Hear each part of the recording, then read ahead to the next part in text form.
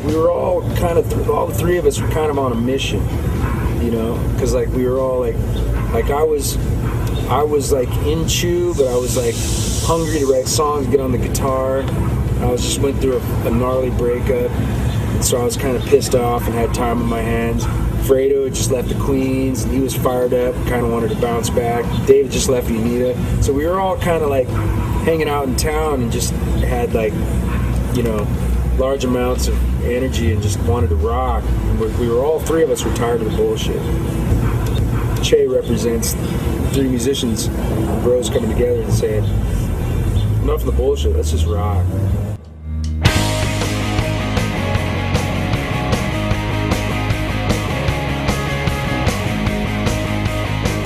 Just were up late one night, fucking popping off, and it was like, let's call Fredo. And you know, Dave and I were bros for years, and we were even, you know, roommates for years, and we just had never played in a band together. We were kind of waiting for that moment, and I knew I wanted to play guitar. And so when Fredo split in the Queens, we're like, let's call Fredo and see if he's into jamming. And it was real casual.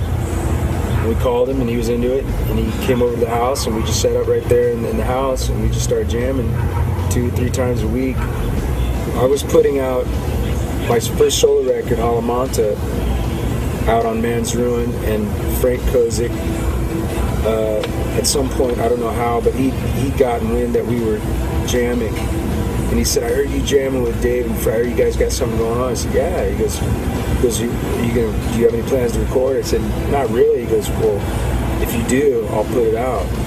I said, well, now we got plans to record. We got our shit, and we set up, and we recorded the whole record, recorded, overdubbed, did vocals, and mixed the whole thing in a weekend.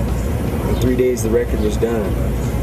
We weren't trying to like be crafty or arty or innovative, or it's a no-brainer. It's soul, you know what I mean? It was like just soul rock.